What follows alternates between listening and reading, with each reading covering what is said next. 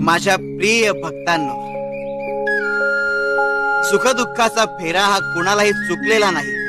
कठीण काळ येतो, कसोटीचे क्षण सोबत घेऊन येतो, पण हरू नका, खचून जाऊ नका, प्रयत्नात कसूर करू नका आणि कर्माला चुकू नका. स्वच्छ नियत आणि अखंड विश्वास ठेवा